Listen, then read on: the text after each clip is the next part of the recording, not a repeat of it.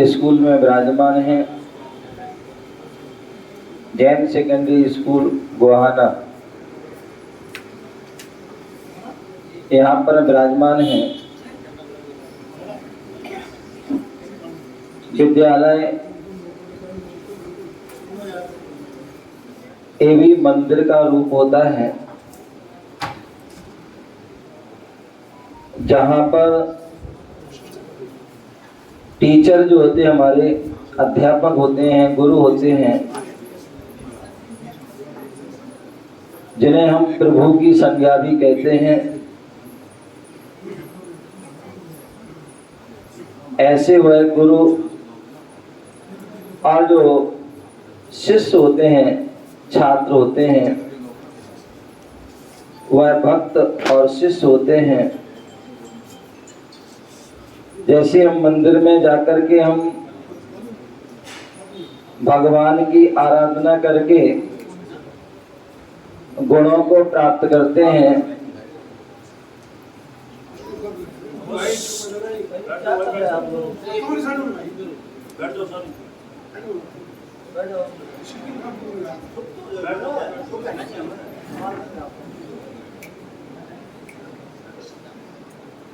जैसे हम मंदिर में जाकर के हम भगवान की भक्ति करते हैं, आराधना करते हैं, पूजा अर्चना करते हैं और गुणों को प्राप्त करते हैं, उसी प्रकार हम विद्यालय में आकर के हम गुरुओं का आदर सत्कार सम्मान करते हैं और उनसे हम जो है ज्ञान को प्राप्त करते हैं।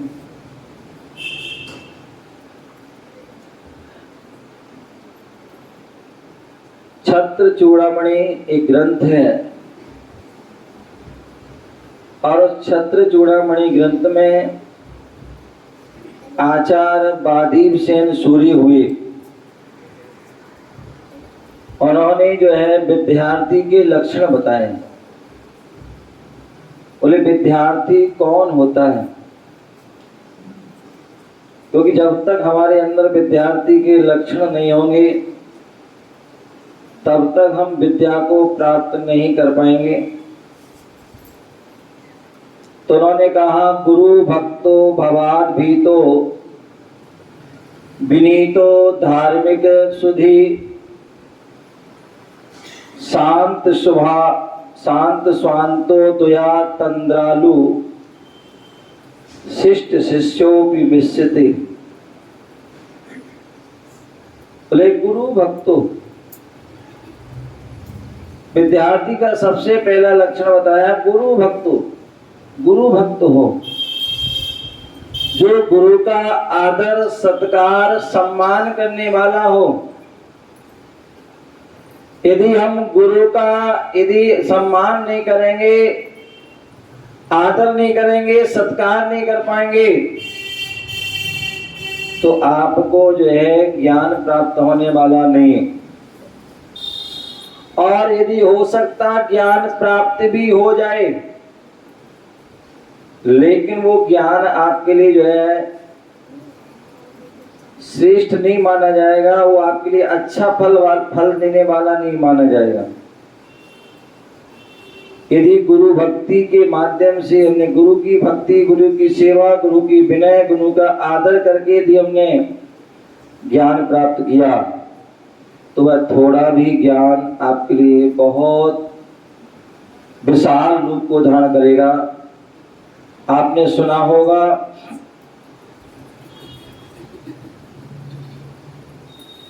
एकलव्य के बारे में। एकलव्य जो है गुरु द्रोणाचार्य के पास जाता है और उनसे विनय करता है, प्रार्थना करता है कि मुझे अपनी धनुर्विद्या आदि सिखाएं। गुरु ने कहा कि मैं जो शिक्षा देता हूँ वह राज्य बालकों, राजपुत्रों को देता हूँ आदि। उन्होंने बहुत एकलव्य ने कहा, लेकिन उन्होंने मना कर दिया। लेकिन उसकी लगन थी और उसके गुरु के प्रति भक्ति थी गुरु के प्रति आदर था, सत्कार था, सम्मान था। गुरु के मना करने पर भी उसने अपनी कुटिया में गुरु की श्रद्धा से मूर्ति बनाई, मिट्टी की मूर्ति बनाई, और उस मिट्टी की मूर्ति की उनकी भक्ति आराधना की, और उनसे उसने जो है विद्या को प्राप्त किया। अर्जुन आदि ने तो जो है द्रोणाचार्य से साक्षात उनसे विद्या प्राप्त की, लेकिन उस एकलव्य ने भक्ति भाव से जो है उस मूर्ति से विद्या प्राप्त की, विद्या सीखी, और उसका प्रभाव वह बहुत बड़ा जो है धनुर्धारी हुआ। किसके कारण? गुरु भक्ति। आज हम देखते हैं बहुत सारे स्कूलों में हम शिक्षा तो प्राप्त करना चाहते हैं, लेकिन हम गुरु का सम्मान नहीं कर पाते हैं, गुरुओं का आदर नहीं कर पाते हैं, गुरुओं का सत्कार नहीं कर पाते हैं। और यही कारण है कि बहुत सारे बच्चे जो है सफल नहीं हो पाते हैं, उपलब्धि को प्राप्त नहीं कर पाते, उन्नति को, उत्थान को प्राप्त नहीं कर पाते। बहुत से पढ़ाई कर नहीं पाते, बहुत से कर भी लेते हैं, लेकिन उन्हें आगे लाइफ में कोई जो है उनको कोई विशेष जो है उनके फल प्राप्त नहीं हो पाता है। किस कारण से? गुरु भक्ति ना होने का। इसलिए जीवन में गुरु की भक्ति होना जरूरी है। आप सभी जो हैं दोहा में पढ़ते भी हैं। अभी हमने नमोकार मंत्र पढ़ा, और उस नमोकार मंत्र में क्या पढ़ा था? 5 छंदों को पढ़ा था। हाथ जोड़ लीजिए सब लोग, पुनः उसको दोहराएंगे। नमो अरिहंताणम,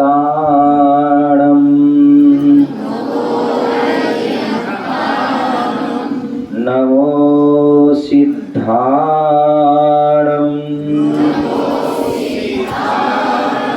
नमो आयरियाणम,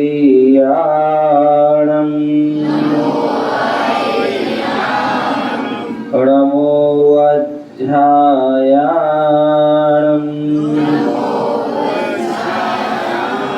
नमो लोए शौसाऊणम।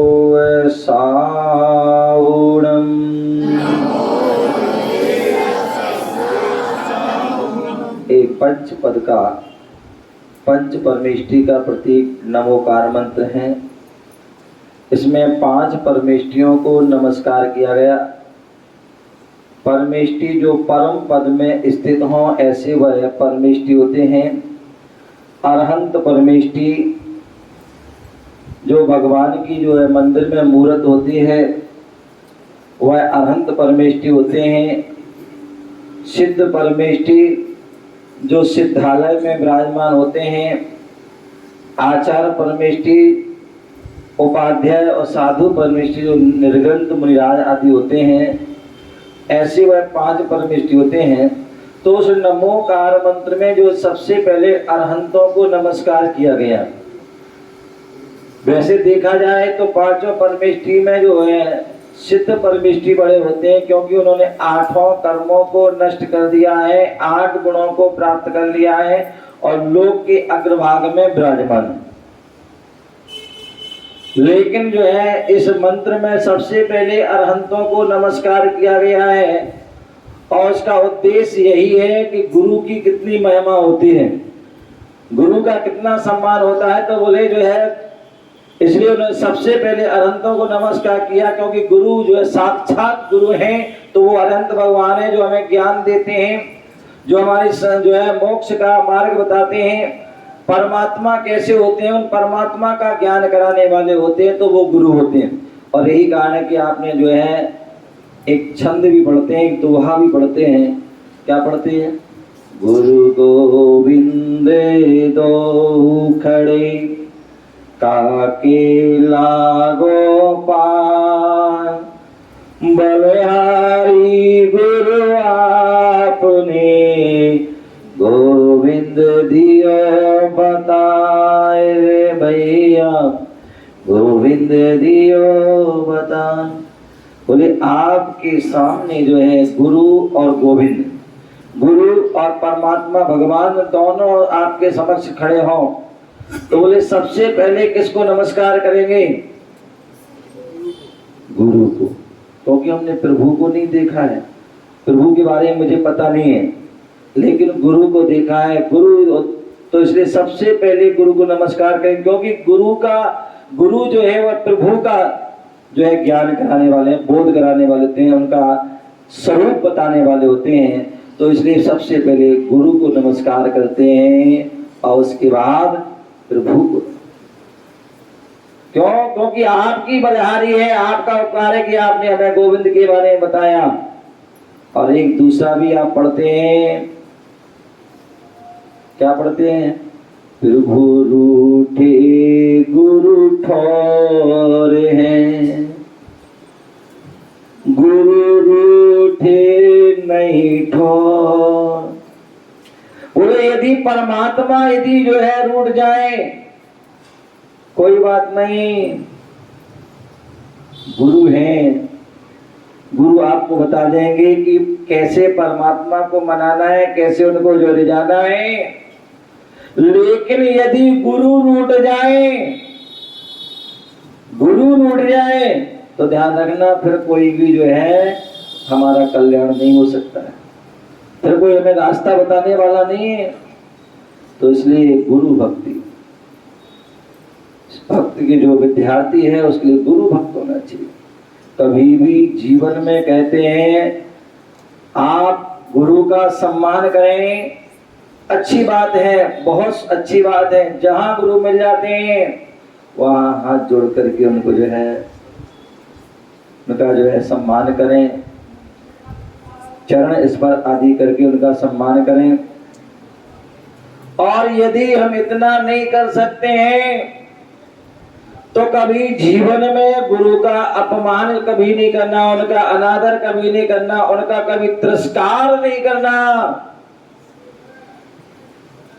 क्योंकि यदि आपने गुरु का अनादर तिरस्कार कर दिया, उनकी अवहेलना कर दी, तो ध्यान रखो उस व्यक्ति का जीवन में कभी कल्याण होने वाला नहीं है, कभी जीवन में उसका उत्थान नहीं हो सकता, जीवन में कभी उसकी तरक्की नहीं हो सकती है।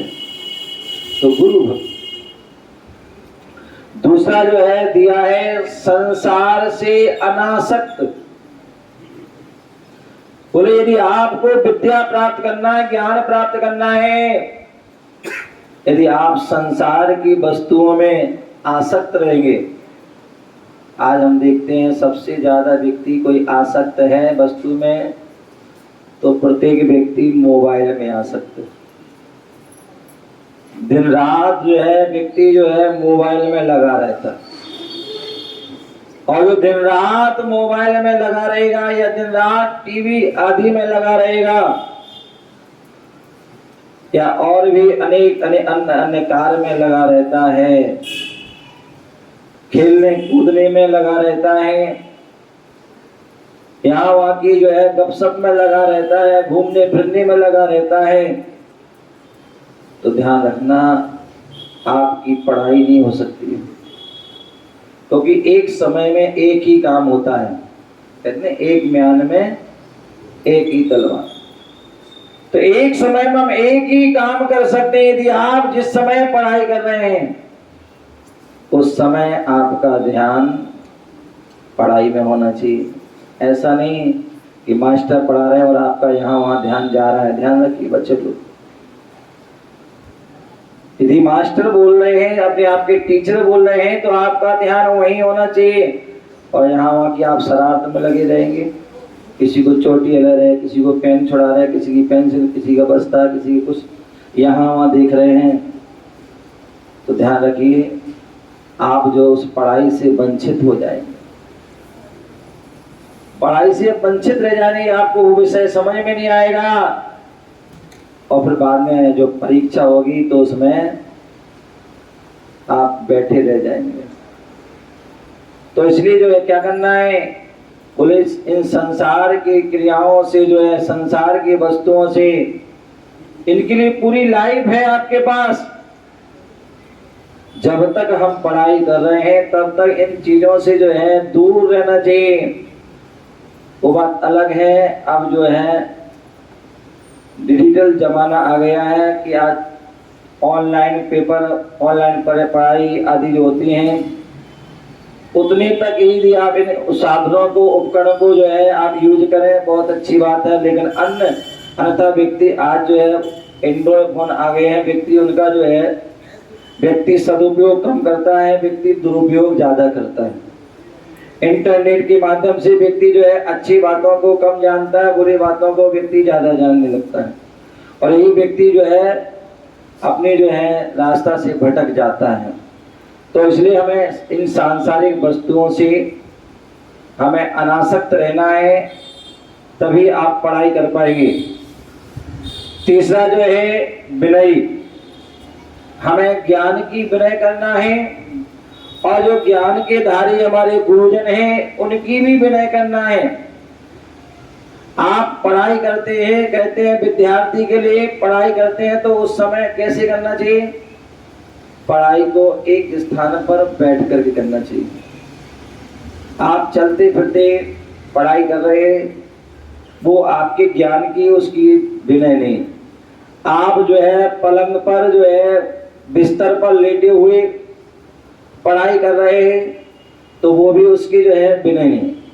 आप अपनी जो है पुस्तक के लिए पैरों पर रख करके आप पढ़ाई कर रहे हैं, तो वो भी जो है आपकी पढ़ाई आदि नहीं है। तो इसलिए आपके लिए क्या करना है, जो हमारी पुस्तक है, कॉपी है, जिसमें हम जो है पढ़ाई कर रहे हैं, उसको जो है, इसलिए आपके देखा स्कूल में पढ़ाई करते हैं तो आपको बैठने के लिए शायद चेयर दी जाती है और लिखने के लिए डेस्क आदि होता है। वो इसलिए होता है कि आप उसको विनय से उसको रखें, क्योंकि आप उस पुस्तक की, उस जो किताब है उसकी विनय करेंगे, और जो किताब को जो है पढ़ाने वाले हैं उनकी विनय करेंगे, तो निश्चित ही आपके लिए वह ज्ञान प्राप्त होगा। तीसरा जो है धर्मात्मा, धर्मात्मा होना चाहिए। आपने जिस जो है धर्म में जन्म लिया है, उस धर्म के प्रति आपकी जो है क्या होना चाहिए? आस्था होना चाहिए। आपने जिस जो है नगर में जो है जन्म लिया है, जिस समाज में जन्म लिया है, उसके प्रति आपका लगाव होना चाहिए। आपने जिस देश में जो है जन्म लिया है, उस देश के प्रति भी आपका जो है कर्तव्य है कि उसके प्रति लगाव हो, उसके प्रति हम जो है अच्छा सोचें, और जिस विद्यालय आदि में पढ़ रहे हैं उसके प्रति भी जो है अच्छा सोचें, जिसकी आत्मा धर्ममय हो, श्रेष्ठ हो, पवित्र हो, वही धर्मात्मा कहलाता है। तो ऐसा जो विद्यार्थी है, जो विद्या को प्राप्त करना चाहता है, तो धर्मात्मा होना आवश्यक है। और चौथा जो है क्या है? कुशाग्र बुद्धि। विद्या को प्राप्त करना है तो हमारी बुद्धि भी कुशाग्र होना चाहिए, अच्छी होना चाहिए, श्रेष्ठ होना चाहिए। जिसको हम पढ़ें तो पढ़ने के बाद हमारे एक बार में सबसे श्रेष्ठ बुद्धि होती है जो एक बार पढ़ा और याद हो गया। यदि वो नहीं है तो कम से कम मीडियम तो होना चाहिए, एक बार, दो बार, तीन बार भी पढ़ें तो याद हो जाए। और जिसके बार बार पढ़ने पर भी यदि विषय समझ में ना आए, याद नहीं आए, इसका मतलब उसकी बुद्धि कुशाग्र नहीं है, और ऐसा व्यक्ति जो है अपनी विद्या को, ज्ञान को प्राप्त नहीं कर पाएगा। तो इसलिए कुशाग्र बुद्धि होना आवश्यक है। उसके अलावा शांत परिणामी, आपके परिणाम भी शांत होना चाहिए। ऐसा ना हो कि आपके परिणाम क्रूर परिणाम हो, आपके हिंसक परिणाम हो, आपके परिणामों में जो है विकल्पता रहे, उथल पुथल चलती रहे, आपका परिणाम यहां वहां भाव लगे, मन यहां वहां भागे, तो ऐसी अवस्था में भी आप पढ़ाई नहीं कर सकते हैं। तो शांत पढ़ना, जब भी बैठे हैं, पढ़ाई करने बैठे हैं, मैं तो हमेशा कहता हूं आप जो भी काम करें पूरा 100% करें। आप स्कूल में आए हैं पढ़ाई करने तो 100% स्कूल में पढ़ाई करें। उसके जो है उस पढ़ाई के समय में आप कुछ भी ना सोचें, ना घर के बारे में, ना कोई खाने के बारे में, ना पीने के बारे में, ना फिर ना कूदने, कुछ भी आप दिन ना सोचे, केवल पढ़ाई। और जिस समय आप भोजन करते हैं उस समय केवल भोजन के बारे में सोचें। जिस समय आप निद्रा लेते हैं उस समय पूरी निद्रा ही लें, किसी प्रकार का कोई विकल्प ना करें। अन्यथा विद्यार्थी स्कूल में आए पढ़ाई करने, मन हमारा घर में लगा हुआ है, घर में हम खाना खा रहे हैं, मन हमारा बाजार में लगा हुआ है, यहाँ हम सो रहे हैं और हमारा कहीं और चित्त लगा हुआ है, तो ऐसे में आप कोई भी काम अच्छे से नहीं कर पाएंगे और ना ही आपको उसमें संतुष्टि मिलेगी। तो इसलिए शांत परिणाम, जो भी काम करें वह शांत परिणाम हो करेंगे तो निश्चित ही उसका जो हमें लाभ होगा। और अगला जो है वह विशेषता है विद्यार्थी की, और वो क्या है? आलस्य रहित। वो जो विद्यार्थी होता है वह कैसा होता है? वो आलस्य से रहित, मतलब उसकी निद्रा कम होती है, अल्प निद्रा। अन्यथा व्यक्ति क्या होते हैं, स्कूल आते हैं, कई बच्चे तो मैं ऐसा देखता हूँ कि वह मालूम पड़ा है 7 बजे स्कूल है तो कितने बजे उठ रहे हो? 6:45 बजे उठ रहे हैं, 6:45 बजे, या बहुत से बहुत 6:30 उठेंगे और फटाफट जल्दी जल्दी आधा अधूरा काम किया और आ जाते हैं। कई बार तो मालूम पड़ा किसी का मुँह ही नहीं धुला, कहीं किसी ने ब्रश नहीं किया, कहीं किसी ने जो है और भी अनेक क्रिया नहीं की, ऐसे आ जा मुँह हाथ धोया। तो भैया नहीं, आप जो है आलस रहे, कम बोले, समय से बोले सोइए और समय से उठिए। आज हमारे बच्चे जो हैं इनका सारी क्रिया अस्त व्यस्त हो गई है, बोले सोते लेट हैं और उठते भी लेट हैं, और इसलिए सारी क्रिया जो है आपकी जो है गलत होगी। अन्यथा फिर कहते हैं कि बालक विद्यार्थी होते हैं जल्दी सोते हैं, बहुत सुबह 10 बजे व्यक्ति सो जाता है और सुबह जो है 4 बजे व्यक्ति उठ जाता है, ब्रह्म मुहूर्त। और ब्रह्म मुहूर्त है, उस समय देवताओं का वास होता है। उस समय यदि हम पढ़ाई करते हैं तो ध्यान रखना, वो पढ़ाई ऐसी पढ़ाई होती है कि जिंदगी में आप कभी उसको भूल नहीं सकते हैं। लेकिन हम क्या करते हैं, रात में हम 12 बजे, 1 बजे, 2 बजे, 3 बजे आदि तक हम पढ़ते रहते हैं। यहाँ आंखें दर्द हो रही, कहीं सिर दर्द हो रहा है और हम पढ़ते जा रहे हैं, और उसके बाद सो जाते हैं और मालूम पड़ा 7-8 बजे उठे और उसके बाद स्कूल में आ जाते हैं और मालूम पड़ा टीचर ने कुछ पूछा तो क्या हो गया, सब भूल जाते हैं। अन्यथा पहले क्या होता है, रात को पढ़ा हमने 10-11 बजे तक बहुत से वो, उसके बाद सुबह जल्दी होकर के उसका रिवीजन किया और उसके बाद सोते नहीं थे। बोले पढ़ने के बाद और खाने के बाद सोना नहीं चाहिए, ये नीति है। यदि आप खाने के बाद सो जाओगे तो आप बीमारी आपके शरीर में अनेक हो जाएंगी, और पढ़ने के बाद सो गए तो सब स्वाहा हो जाएगा। तो इसलिए रात जल्दी सोएं और जल्दी उठें और ब्रह्म मुहूर्त पढ़ें, वह पढ़ाई। तो आलस्य कहते हैं विद्यार्थी को या किसी को भी, बोले दिन में तो सोना ही नहीं चाहिए। यदि आप दिन में सोते हैं तो ध्यान रखिए वो आपकी जो है बुद्धि जो है आपकी जो है क्या हो जाएगी, क्षीण हो जाएगी। वो बात अलग है, आप थक गए हैं, थोड़ी देर विश्राम कर लें, ऐसा नहीं घंटों उसकी नींद ले लें। क्या करना है, घंटों नींद नहीं लें, थोड़ा विश्राम, जिससे आपकी थकान दूर हो जाए। तो इस प्रकार से आलस रहे और अंत में सभ्य शिष्ट, हमें सभ्य होना चाहिए, शिष्ट होना चाहिए। स्कूल में आपको सिखाया जाता है कैसे बोलना चाहिए, अपने से बड़ों से कैसे बोलना चाहिए, अपने से बड़ों को हमें कैसे आदर देना चाहिए, कैसे सत्कार देना चाहिए, कैसे हमें उठना चाहिए, कैसे बैठना चाहिए, कैसे हमें सोना चाहिए, कैसे हमें जो है भोजन करना चाहिए। ये सारी हमारी जो है शिष्टता है। तो शिष्ट होना चाहिए। बढ़िया, एक खड़े हो जाओ। तुम्हारा क्या नाम है? क्या नाम? रिया। देखो, एक पापा का नाम क्या है? कृष्ण। मम्मी का नाम? नीतू। आपके क्लास टीचर कौन है? क्लास टीचर कौन है आपके? जोर से बोलो। पन्नू सर। आपकी प्रिंसिपल मैडम कौन है? कौन है? बहुत। देखिए, इन्होंने एक भी आंसर सही नहीं दिया। बैठ जाए। एक भी आंसर सही नहीं दिया। कौन सी क्लास बेटा? 11। देखिए, कोई कहेगा कि 11 की आप? एक भी आंसर सही नहीं। बताओ, ये हम कैसे माने आप शिष्ट हैं? आपने अपना नाम बताया, पूरा नाम नहीं बताया। पूरा नाम बताना चाहिए। जब भी हम कोई फार्म भरते, कुछ ही भरते, क्या करते हैं? पूरा नाम लिखते हैं। उसमें लिखते हैं रिया, आगे क्या? सक्सेना। तो ध्यान रखें, जब भी बोले, जब भी लिखें रिया सक्सेना, पूरी अपनी जो है वो जरूर लिखना चाहिए।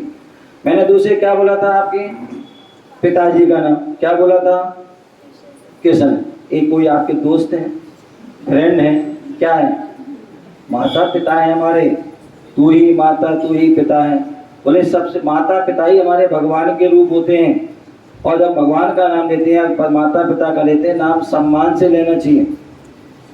श्रीमान, क्या पूरा नाम? कृष्ण, आगे सक्सेना, एक पूरा नाम है। माता का नाम लेते हैं श्रीमती। नाम बोलो। कौन? नीतू। श्रीमती नीतू सक्सेना, ठीक है ना? उसी प्रकार अपनी जो टीचर हैं उनका भी श्री जो भी है या श्रीमती है, पूरा नाम। ये जो है हमारी शिष्टता है, ये हमारी जो है सभ्यता है, प्राचीन सभ्यता है, और ये सम्मान है। हम माता पिता को या अपने टीचर को क्या दे सकते हैं? कुछ भी नहीं दे सकते। यदि आप उनका सम्मान से नाम नहीं ले पाते हैं तो फिर कैसे हम कहेंगे कि आप जो सच्ची विद्यार्थी हैं? तो ये हमारी भारतीय संस्कृति है कि जब भी हम अपने से बड़ों का सम्मान नाम आदि लें, तो उनमें जेंट्स हैं तो उनको श्री अथवा जो है मिस्टर बोलते हैं, अपन इंग्लिश में बोलते हैं, और हिंदी में बोलते हैं तो जो है श्रीमान बोलते हैं। उसी प्रकार लेडीज में हम बोलते हैं तो श्रीमती या मिसेज, ठीक है ना? तो इस प्रकार से हमारी सभ्यता है, शिष्टता है, हमें कैसे बैठना है। जब भी हम बोले, जब गुरुओं के सामने हो, बोले हाथ जोड़ करके बोले, क्या है? हाथ जोड़ कर बोले। कोई हम कोई किसी प्रकार का कोई भाषण या कुछ नहीं दे रहे हैं, हम अपने क्वेश्चन का जवाब दे रहे हैं, तो हाथ जोड़े विनय है, आदर है, सत्कार है। जब भी हम उनका नाम लेते हैं तो विनय से लें। तो हमारा ये क्या है? सभ्यता है और शिष्टता है, और यही उत्तम विद्यार्थी के लक्षण हैं। तो कैसे होना चाहिए? एक तो गुरु भक्त होना चाहिए, दूसरा संसार से अनासक्त होना चाहिए, तीसरा विनयी होना चाहिए, चौथा धर्मात्मा होना चाहिए, पांचवा कुशाग्र बुद्धि होना चाहिए, छठवां शांत प्रज्ञा भी होना चाहिए, सातवां आलस से जो है रहित होना चाहिए, और आठवां शिष्ट। यही उत्तम विद्यार्थी के लक्षण है। हमें ऐसा जानना चाहिए। यदि हम ऐसा करते हैं तो निश्चित ही जो है हमारा जीवन श्रेष्ठ बनता है। हम सभी इन विद्यार्थियों के लक्षण को जाने, समझे और जीवन में उतारें। दूसरी बात, आपके यहाँ में आया हूँ और एक जो है अभियान के तहत आया हूँ।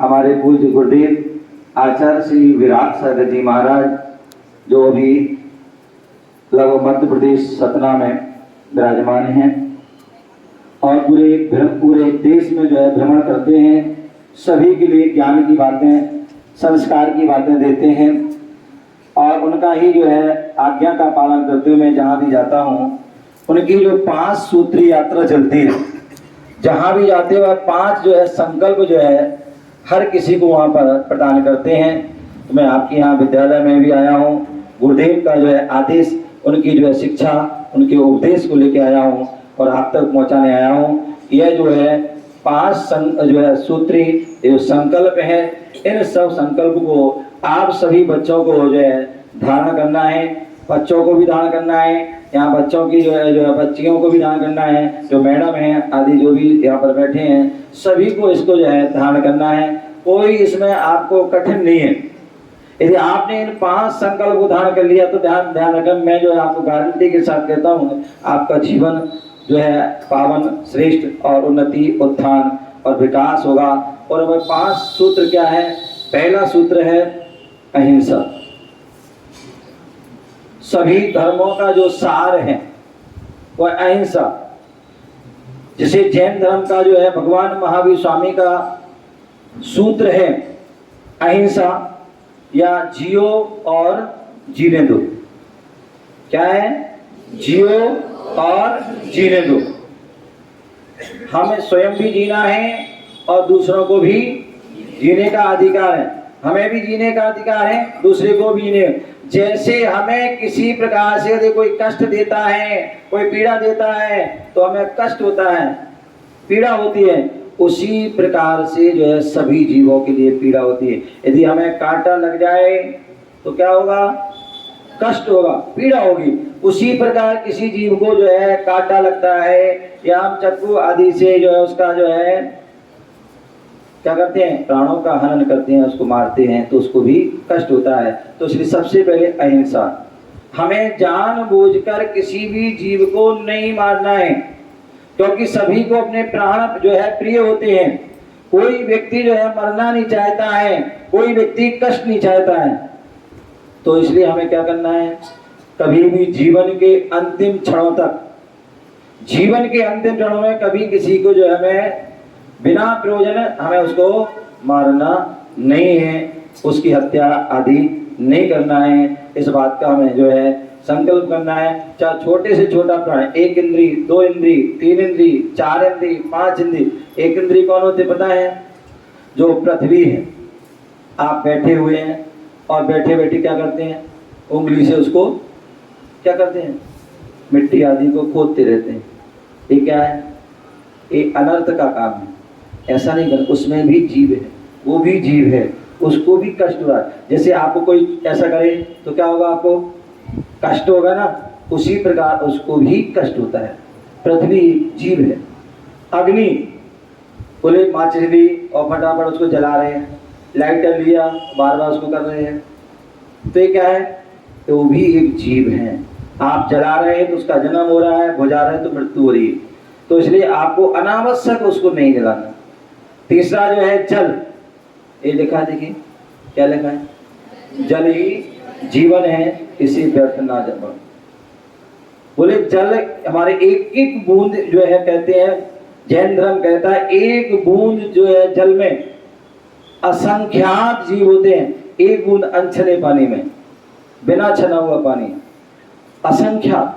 वैज्ञानिक भी कहते हैं कि एक बूंद में जो है 36,450 जीव पाए जाते हैं। इसलिए जो है हम एक जो है जब भी हम पानी को यूज करें, बोले छना हुआ पानी होना चाहिए, कपड़े आदि से छना हुआ हो, जिससे कोई जीव जंतु आपके अंदर ना जाए। आपको पता होगा बिना छना हुआ पानी पीने से जलोदर आदि अनेक प्रकार के जो है गले में, पेट आदि में रोग उत्पन्न हो जाते हैं। क्यों? क्योंकि आपने जो है पानी पिया, बिना छना पिया, उसमें जीव आदि सूक्ष्म जीव चले जाते हैं, बड़े बड़े जीव भी चले जाते हैं। बहुत से लोग होते हैं ना, पानी बोतल ली और ऐसे पिया, गटर पी जाते हैं। ध्यान रखिए, पानी को देखते हुए पीना चाहिए, गिलास आदि से पीना चाहिए। अब बोतल में पता नहीं क्या क्या जीव हों और पी गए आप। आपने अखबार पढ़ते होंगे, टेलीविजन में देखते हैं कई बार, आप पेप्सी, कोका कोला आदि जो है पीते हैं और उसमें कई बार अनेक अनेक जीव पाए जाते हैं।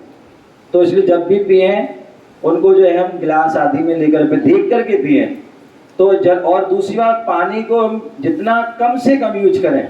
आपने देखा मेरा कमंडल रखा है, कमंडल रखा है और इसमें जो है क्या है, जो पानी को भरने के लिए जो है उसका जो ढक्कन बड़ा है और निकालने के लिए छोटा है। इसका मतलब यही है, ये हमारा कमंडल ये हमारे लिए बहुत बड़ी शिक्षा देता है कि संग्रह ज़्यादा करो लेकिन खर्च कम करो। तो पानी को घी की तरह खर्च करना चाहिए कम से कम। अन्यथा आपने कहे आप कहीं बाथरूम गए, कहीं भी नहाया धोया और पानी नल छोड़ दिया खुला और पानी बह रहा है, बोले सेव वाटर और सेव डॉटर। क्या? सेव वाटर और सेव डॉटर। बोले हमें पानी की भी जो है रक्षा करना है और डॉटर मतलब बालिका बच्ची उनकी भी हमें रक्षा करना है। तो इसलिए जल भी एक जीव है। चौथा जो है अग्नि हो गया, वायु। हम जो है वायु, आपने देखा अभी 2 साल कोरोना हुआ और कितने लोग जो है मर गए, किस लिए? क्योंकि उनको वायु नहीं मिली, ऑक्सीजन जिसे कहते हैं ना, ऑक्सीजन क्या वायु तो है, सिलेंडर नहीं मिले और मर गए। इसलिए जो है कभी भी हमें क्या है, व्यर्थ में जो है वायु जो पंखा आदि है उनको व्यर्थ में नहीं चलाना चाहिए। जितनी आवश्यकता हो उतना चलाओ, उसके बाद हम जाते हैं तो उसको बंद कर देना चाहिए, चाहे वो घर का हो, चाहे स्कूल का हो, चाहे कहीं का भी हो, रक्षा करना चाहिए। दूसरे जो पेड़ पौधे होते हैं उनको हमें क्या करना चाहिए, उनको जो है उखाड़ना तोड़ना आदि जो है उनको कष्ट देना नहीं करना चाहिए। क्यों? क्योंकि वही पेड़ हमारे लिए फल फूल भोजन आदि देते हैं और वही हमारे लिए ऑक्सीजन आदि भी देते हैं, वही हमारे लिए पानी आदि भी देते हैं। सारे पेड़ पौधों से होता है, तो उन पेड़ पौधों की भी हमें क्या करना है, रक्षा। वो भी एक जीव है। उसके बाद 2 इंद्रिय जीव जो शंख हैं, लट हैं, तीसरे जो चींटी चिंटा आदि है। आप जब भी चलें देख करके चलें, ऐसा ना हो कहीं पर चल दिया आपने और अनेक चींटी आदि को मार दिया, तो वो भी एक जीव है। मच्छर हैं, मक्खी हैं, आपका मच्छर आया और आपने पकड़ के ऐसे मार दिया, मक्खी मच्छर आया उसको पकड़ कर दिया, या वो आता ना छिटकने वाला क्या बोलते हैं दवाई, उससे सारे मार दिए। ध्यान रखिए, नहीं, जैसे आपके लिए जो है जीवन श्रेष्ठ है, आप जीना चाहते हैं वैसे वो भी, तो इसलिए वह मच्छर मक्खी आदि उनको भी बचाना है। और उसके बाद जो मनुष्य हैं, त्रियन चैन देव आदि, ये सभी जीव हैं, इनकी हम रक्षा। तो सबसे पहला अहिंसा, इसका हमें पालन करना है।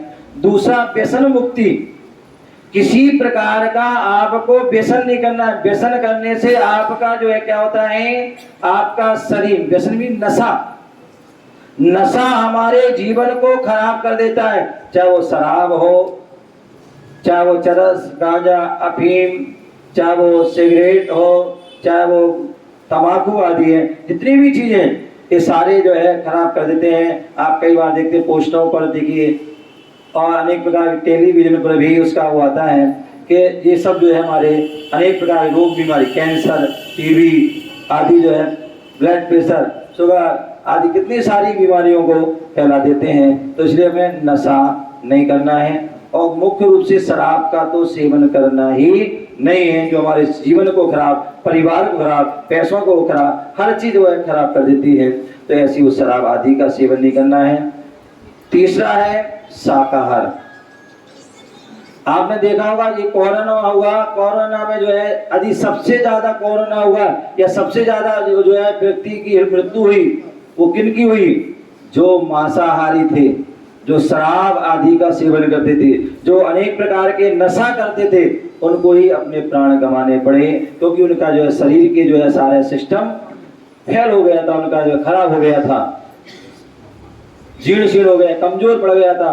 तो इसलिए उनके लिए, तो इसलिए क्या करना है हमारे लिए जो है शाकाहार, स्वस्थ जीवन का आधार। यदि हमें स्वस्थ रहना है तो हमें शाकाहार को अपना, जितने भी हमारे महापुरुष हुए, चाहे भगवान महावीर स्वामी हुए, चाहे वो राम हुए, चाहे वो हनुमान हुए, चाहे वो कृष्ण हुए, चाहे वो शंकर हुए, कोई भी जो है महापुरुष हुए, उन्होंने कभी जीवन में किसी प्रकार के जो है मांस आदि, अंडे आदि, शराब आदि का जो है सेवन नहीं किया है। हम सभी अपने उन महापुरुषों को मानते हैं तो उनकी भी माने, केवल उनको ही ना माने। मालूम पड़ा उनकी जो है पूजा करते करते करते उनको जो है उनका वो करते, अभिषेक करते करते उनको रगड़ रगड़ के उनको जो है पूरा घिस दिया, लेकिन अपने परिणामों को, विचारों को नहीं घिसता। तो इसलिए शाकाहार, उन्होंने कभी जीवन में मांसाहार शराब आदि का सेवन नहीं किया है, तो हमें भी करना है। चौथा जो है बेटी बचाओ बेटी पढ़ाओ, स्वच्छता अभियान। बेटी बचाओ और बेटी पढ़ाओ, जैन धर्म के प्रथम तीर्थंकर आदिनाथ भगवान हुए। बोले तीर्थंकर के कभी पुत्रियां नहीं हुई हैं, लेकिन आदिनाथ राजा के 2 पुत्रियां हुई और उन्होंने उन पुत्रियों को मारा नहीं। अन्यथा हम लोग क्या करते हैं, हम तो मार देते हैं, गर्भपात करा देते हैं। क्यों? क्योंकि हमें बेटी नहीं चाहिए, हमें तो बेटा चाहिए। ध्यान रखिए, बेटी हो चाहे बेटा हो, हमें जो भी मिला है हमें भाग्य से मिला है, प्रभु के आशीर्वाद से मिला है और उस आशीर्वाद को हमें सौभाग्य समझकर उसको धारण करना चाहिए। और ध्यान रखिए, मैं तो अनेक लगभग 20-25 साल से बल्कि ज़्यादा मैं अनुभव कर रहा हूँ। अधिकांश जो है माता पिता आते हैं मेरे पास और दुखी आते हैं, परेशान आते हैं। बोले महाराज बेटा छोड़ के भाग गया, बेटा मेरी बात नहीं मानता, बेटा मुझे ध्यान नहीं रखता, बेटा नहीं करता, वो नहीं करता, ये नहीं, आदि अनेक प्रकार की जो है वह समस्या रहती है। जिस बेटा को पाने के लिए हम मंदिर में जाते हैं, मस्जिद में जाते हैं, गुरुद्वारा जाते हैं, अनेक जो है दरों पर दरवाजों पर जाते हैं, अनेक बाबाओं के पास जाते हैं, अनेक गुरुओं के पास जाते हैं और मन्नतें करते हैं, व्रत उपवास करते हैं, बेटा मिल जाए। लेकिन जैसे ही बेटा मिलता है वह जो है व्यक्ति तभी से वह जीवन भर तक वह परेशान दुखी हो जाता है। लड़कर के वह लड़का जो होता है वो लड़कर के चला जाता है। मालूम पड़ा आपने पढ़ने के लिए बाहर भेजा, हॉस्टल में भेजा, पढ़ाई के लिए आपने जो अनेक शहरों में विदेशों में भेजा, वहीं वह जो है पढ़ाई करता, वहीं नौकरी करता, वहीं शादी करके वहीं सेट हो जाता है। बुढ़ा बुढ़िया घर में पड़े हुए हैं। अथवा यदि पढ़ करके घर में भी है तो शादी होने के बाद जब उसकी बीवी आती है तो वह क्या करती है, ये बुढ़ा बुढ़िया मुझे चाहिए, या तो ये रहेंगे या हम रहेंगे, इनको छोड़ के आओ। कहाँ पर? वृद्धाश्रम में। अब बताइए क्या मिला लड़के से। और लड़कियां जो हमारे माता पिता का भी ध्यान, दोनों घरों का ध्यान रखती हैं।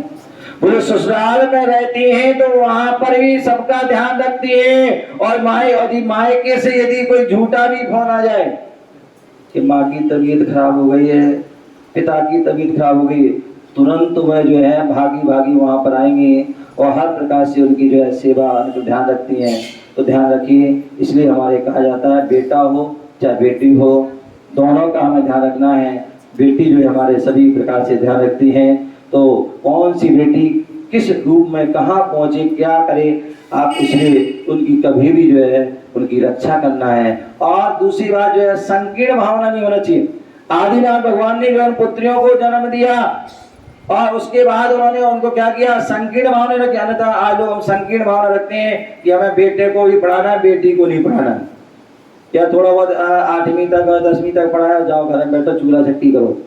बोले नहीं भैया, जैसे हम बेटों को बड़े लायक बनाते हैं, पूरे जो है ग्रेजुएशन आदि कराते हैं, उसी प्रकार बेटियों को भी जो है पढ़ाना है और उनको भी अपने पैरों पर जो है खड़ा करना है। क्योंकि उनकी लाइफ बहुत बड़ी होती है और उस लाइफ में जो है पता नहीं कब कौन सा मोड़ आ जाता है, किस प्रकार से परेशानी कष्ट आ जाता है। यदि पढ़ी लिखी होंगी तो किसी प्रकार से जो है अपनी क्या करें, आजीविका का जो साधन करके वह अपने जीवन को चला सकती हैं। तो इसलिए जो है बेटी बचाओ बेटी पढ़ाओ, इस अभियान को भी ध्यान रखना है। और अंत में स्वच्छता, आप जहाँ बैठते हैं, उठते हैं, खाते हैं, पीते हैं, सोते हैं, पढ़ते हैं, जितने भी स्थान है, सार्वजनिक आदि स्थान हैं, वहाँ पर सफाई, स्वच्छ भारत, स्वस्थ भारत। यदि आप जो है अपने जो है उठने बैठने आदि स्थान सभी स्थानों पर स्वच्छता साफ सफाई रखेंगे तो ध्यान रखना आप स्वस्थ रहोगे। अन्यथा बीमारी कोरोना हुई थी, किससे हुई थी? गंदगी से। किससे हुई थी? गंदगी से हुई थी। जहाँ जहाँ गंदगी होती थी वहीं पर जो है अनेक बीमारी होती हैं, और भी अनेक सारी बीमारी होती हैं, वो क्या गंदगी से होती हैं। तो हमें इन 5 सूत्रों को ध्यान रखना है। सबसे पहला अहिंसा, दूसरा जो है व्यसन मुक्ति, तीसरा शाकाहार, चौथा बेटी बचाओ बेटी पढ़ाओ और 5वां स्वच्छता। इन बातों का ध्यान रखना है। अभी आपके सामने यहाँ पर एक मंत्र बोला जाएगा ओम 3 बार, और आपको भी दोहराना है और उसको एक संकल्प करना है। ये ना सोचना कि ये महाराज जी आए, महाराज जी संकल्प करना, ये सभी धर्मों का सार है, सभी गुरुओं का सार है। और हम अपने अपने आप परमात्मा अपने अपने गुरुओं के सार को समझते हुए उसको स्वीकार करेंगे, जिससे कि आपके जीवन में उन्नति हो, उत्थान हो। तो मैं यहाँ पर मंत्र बोलूँगा, आप सभी के दोनों हाथ ऊपर करके ध्यान रखिए। जिनके जो है एक हाथ होगा मतलब आधा नियम, जिनका जो है दोनों हाथ होंगे उनके पूरा नियम, जिनके हाथ पीछे होंगे मतलब कच्चा नियम। तो इसलिए हाथ पूरे ऊपर होना चाहिए। तो इसलिए जो है आपके लिए जो है क्या करना है, एक संकल्प करना है। दूसरी बात, यहाँ पर जो है प्रिंसिपल साहब कौन है, प्रिंसिपल साहब और प्रिंसिपल मैडम बैठी हैं, तो मैं उनके लिए ये फार्म देंगे। तो जैसे मैंने बताया ना, आपको इन फार्म में सबसे पहले अपना नाम पूरा लिखना है। उसके बाद जो लड़के हैं उनके लिए अपने जो सनोप में लिखना है पापा का नाम पूरा, बहनें हैं वह अपनी जो है डॉटर ऑफ अपने पिता का नाम पूरा, और जो टीचर आदि हैं वो अपने पति आदि का नाम लिखेंगे, या जो टीचर हैं वो अपने पिता का नाम लिखेंगे। उसके बाद मोबाइल नंबर लिखेंगे। उसके बाद पूरा पता, कहाँ रहते हो आप, कौन से मोहल्ला में, और गोहाना सोनीपत, ठीक है ना। उसके बाद आप कौन सी क्लास में पढ़ते हैं, तो उस विद्यार्थी लिखें या छात्रा लिखें, और उसमें क्लास और सेक्शन आदि लिखें। और उसके बाद जो टीचर है वो कौन सी क्लास पढ़ाती हैं और कौन से स्कूल पढ़ाती हैं वो लिखेंगे। तो या कोई काम करते हैं तो इस बात को लिखें। नीचे आपको साइन जो है तारीख लिखना है आज की, और उसके बगल में स्थान जैन स्कूल लिखना है, और उसके बाद आपको साइन करना है, ठीक है ना। इन बातों का आपको ध्यान रखना सभी के लिए, ठीक है ना। और अब आपके लिए मंत्र बोला जाएगा, और आपके लिए दोनों हाथ ऊपर करके वो संकल्प करना, ध्यान रखिए। बोले रघुकुल रीत सदा चले आई, प्राण जाए पर वचन नहीं आए। ये आप कोई खास कठिन नियम नहीं है, बहुत सरल नियम है। यदि आपको इनको पालन कर लिया तो जीवन के अंतिम क्षणों तक इसका पालन करेंगे तो निश्चित ही आपके जीवन में उन्नति उत्थान होगा। चलिए दोनों हाथ कीजिए ऊपर, आगे से पीछे तक। आप लोग आजू बाजू देख लेना, किसके हाथ एक है, दो हैं, नीचे हैं, ऊपर है, किसका है कि नहीं है, ठीक है ना। ओ